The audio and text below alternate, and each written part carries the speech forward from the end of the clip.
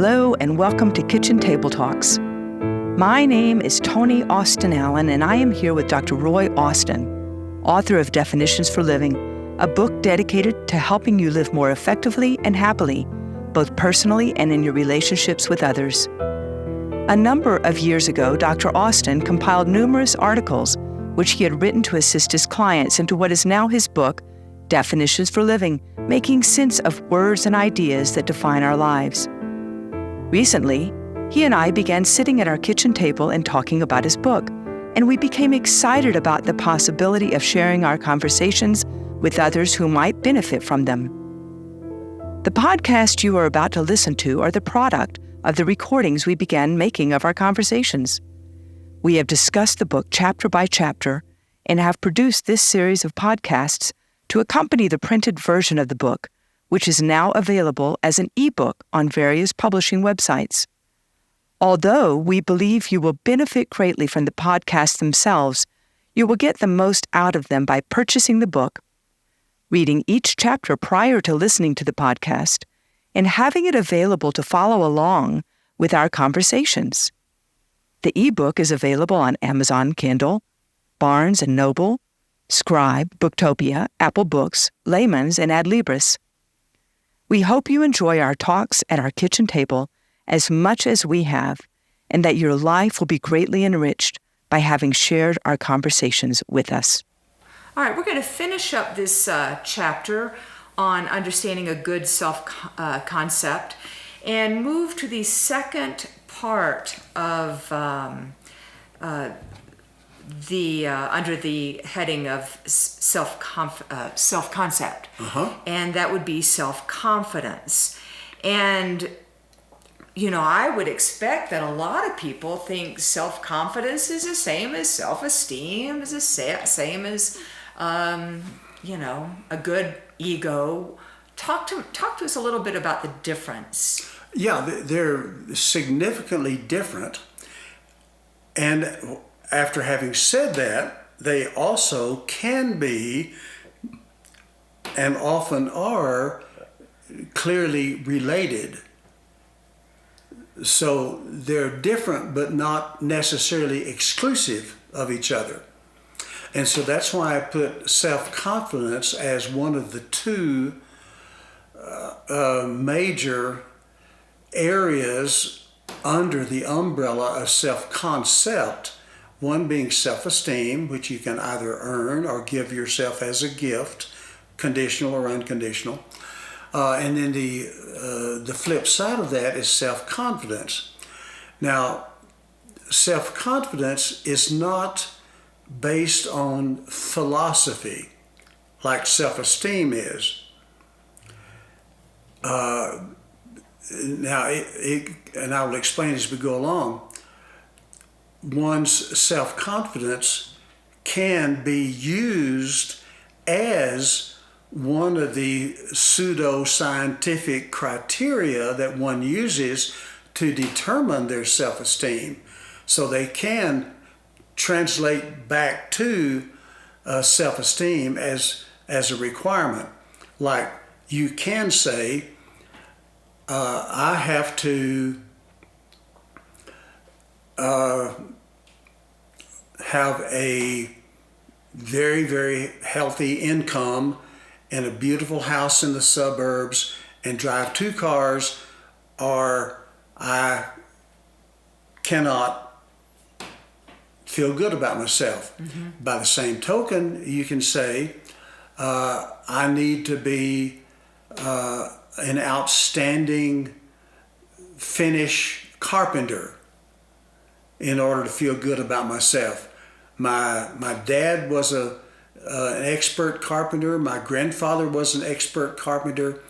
And I feel like I've got to be an expert finish carpenter and almost an artist as a woodworker, or otherwise I can't feel good about myself as a human being because I failed my family, and I didn't keep up the family tradition, so therefore I'm a flawed human being. So you can make an achievement, a skill, or an accomplishment as part of your self-esteem, but you don't have to. You can keep self-confidence separate from self-esteem and use other criteria or no criteria at all, as in unconditional self-esteem. So they can be used one to influence the other, but they don't have to be. So that's why I keep them separate. So you have in the letter A under here, the first type of characteristic of self-confidence. You say it needs to be earned. And let me just read this if I could. Sure.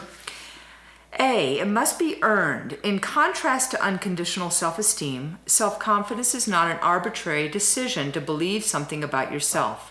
It is a proven fact of accomplishment. Self-confidence exists when you can say, I know I can do this specific action because I have already done it.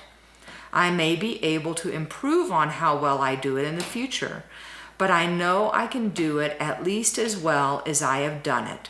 I have earned my confidence by my proven ability. Now, why do you have under the umbrella of self-concept, you have self-esteem and you have self-confidence.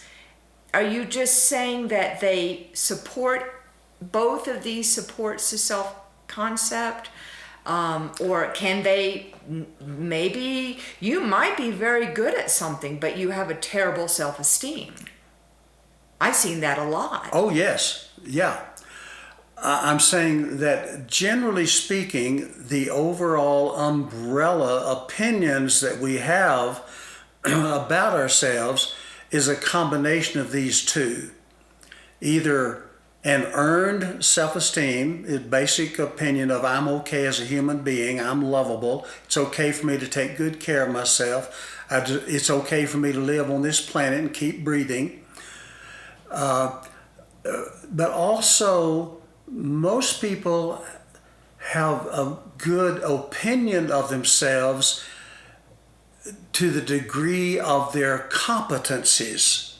Right. Their abilities to perform, to take care of themselves well, to hold down a job, to drive a car, to keep themselves physically healthy, to be able to perform artistic activities such as music or art or acting.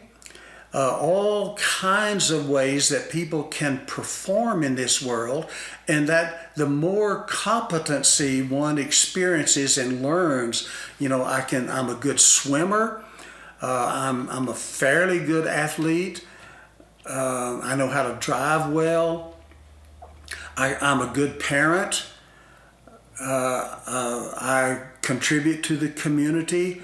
So the more we improve our competencies of getting along in the world and having good relationships with other people and contributing to society and to our own well-being and to the well-being of our family, we feel good about ourselves. Not just because we're an okay human being, but because we bring value to the world and to ourselves. And so we are accomplished, we're skilled, and that helps us feel good about ourselves. And I think in a very legitimate sense.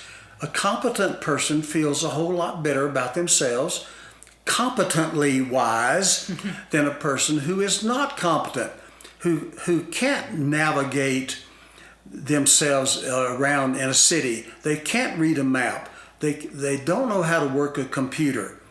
Those are not good feelings, to feel helpless and unskilled, and you can't keep up with the rest of the world.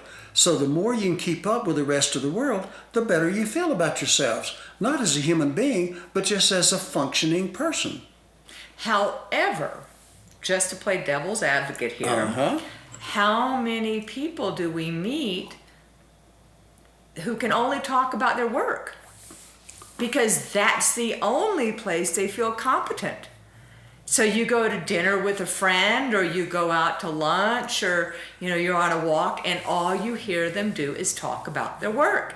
It makes me wonder, is their entire well-being based on their healthy being based on how competent they are at work versus how their self-esteem, their overall comfortableness with themselves. That's usually how those two get mixed up together, see? That I was referring to earlier. Right. If you make competency in one or more areas of your life, your self-confidence is doing stuff well as a criterion or as criteria, plural, for your self-esteem, then that's what you're going to focus on. And this is where it gets kind of iffy in your relationships, because you've heard of the old phrase, all work and no play makes Jack a dull boy. Mm-hmm. And that's where we get workaholics. Workaholics, and they're not very good at social life. They're not very good at friendships, because they're pretty dull people unless they're around people who are like themselves in that same field of endeavor. And all they can talk about is computer programming, for instance, or auto mechanics or sports. And so they have to limit their social relationships to what they do well, or otherwise they're pretty boring to be around. Yes. Let's go to the B. It says self-confidence is also behavior specific. You cannot accurately claim a generalized sense of confidence in yourself. Instead, you will need to describe the precise skill in which you have earned your self-confidence. For example, you may say, I am an excellent computer program, or auto mechanic, or nurse, or golfer, and I really feel good about my skills in that area. Explain that a little bit. Well, a lot of people believe that self-confidence is sort of a generic description of someone, saying, well, I have a lot of self-confidence. Ah, yes, I've heard that. Yeah. And they may have, but then the next question is, well, what do you feel confident in doing specifically? And then they will have to list, well, I feel very confident as an accountant, or as a brain surgeon, or as a school teacher. This is where semantics is very important, because if somebody might, who's thinking they're helping you, you just need to build your self-confidence. It was like, I don't know what that means. That's right. That's sort of a generic term, yeah, see? and it is, they're making it synonymous with self-esteem. I'm guessing. Very often they're using it synonymously with self-esteem. But sometimes they actually mean self-confidence, but they don't know how to use it in behaviorally specific terms. You just need to be more self-confident. What does that mean? Yeah. You can't be competent at everything. You have to pick and choose what I'm going to be competent at. And a lot of people think if I'm not competent at everything, then I'm a failure. You're not a failure at all. You just don't have enough time and energy or money to be competent at more than a handful of any particular skills you attempt. And you have to let all the rest of it go and not worry about it. And it goes back to the chapter on mediocrity. Exactly. And that's okay. I have to deal with that because I have a lot of interest. I can't be really good at all of them, but I can enjoy them and enjoy being a teacher because I'm good at that. And letting that go is a real sense of freedom. But you can still have confidence in that mediocrity, can't you? Well, to the degree that you can do it. That you can just enjoy it. I can just enjoy it, and at the level in which I can do it. I was never really good at roller skating when I was a kid. But it doesn't mean I didn't enjoy doing it. While I was doing it, it was fun. We went to birthday parties and that kind of thing, and I could manage my way around the roller rink and sort of enjoy it and laugh when I fell down and all that, and be glad that I did it. but I was a lousy roller skater.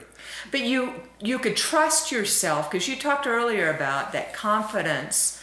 Confidence is the same as trust. You Yes. can trust yourself. Like, I don't trust myself to go parachuting. I don't have the self-confidence to go put a parachute on and jump out. I'm just not going to do that. It would not be enjoyable for me. I can, just like you, I can have enough confidence and trust in myself to put on a pair of ice skates or roller skates and go have a little fun. So it's kind of what your experience is how much you've put into it and how much you've done it, so you can learn to trust yourself in that area. Yeah, and it is the same thing as trust. Like when we say that I'm going to speak to you in confidence about something, that means I want to be able to trust you not to tell anybody else what I'm getting ready to tell you. It's a trust issue. And so when we have self-confidence, that means we have self-trust. I have done something to a certain degree of proficiency, and I can trust myself to that degree of proficiency, but no more. Right. I can trust myself to do it up to that point. Like I loved riding motorcycles. That was one of my favorite hobbies. And I could trust myself on the backcountry roads to ride at a moderate speed and enjoy a great day on the motorcycle, but I would not trust myself at all to race motorcycles around and round in a contest. I'd kill myself. Right. So you can have trust in yourself to do something only to the degree that you know you can do it from experience. So it has to be specific, behaviorally specific. It has to be earned, and you don't deserve it beyond your point of achievement. And the more that we are able to trust ourselves to do things because we earned it, the more it adds to our sense of efficacy, to efficiency, to achievement, and it helps us feel good about our ability to function in the world. Thus, it's a good part of a self-concept. I really like that. So, may I just read the conclusion here? Please. By recognizing the important differences between self-esteem and self-confidence, you can build a workable, dependable system for developing a good self-concept. From a solid base of a high self-esteem, you will have the emotional freedom to establish and maintain good relationships, to care for yourself both physically and financially, and to become more proficient at work and play. Also, setting and achieving worthy goals and becoming self-sufficient will help you feel good about yourself in ways that feeling incompetent and dependent never can. Working together, these two processes will reduce the up and down, on and off frustrations typically experienced by those who struggle with their self-concept. The combined team of a good self-esteem, whether conditional or unconditional, along with the earned self-confidence, is the stabilizing force behind a healthy lifestyle. Man, that's powerful. I'm glad. Yeah, it's hope just it will so be. powerful. You know, I hope this information gets out to the public. I hope it gets out to particularly our youth. Working with children for so long, there is this. I noticed that as people were coming up in the next generations, there was this idea that I'm supposed to be good at everything right now. Oh, it's horrible. It's terrible. That perfectionism is a killer. Yes. And we have to just be human and work at what we want to do well and make choices about how we want to be. And decide how we're going to feel about ourselves, whether we're going to have to so-called earn it or whether we're going to give a good self-esteem to ourselves as a gift of unconditional love. You can do it either way. You just have to do it correctly. And as long as you use the systems well and don't keep fluctuating back and forth between the two or don't even know how to do it in the first place, then and you know that self-confidence has to be earned. You can't give it to yourself. It's not a gift. And you know the difference between those two. Then your life is significantly improved over most people you'll ever know. Mm-hmm. Just a powerful, powerful chapter. So we will be ending our chapters in the next recording. It'll be chapter 23, Understanding Selfishness. I look forward to it. Thank you so much for listening to our podcast. Again, Dr. Austin's ebook is available on Amazon Kindle, Barnes & Noble, Scribe, Booktopia, Apple Books, Layman's, and Adlibris. We look forward to having you join us for our next podcast.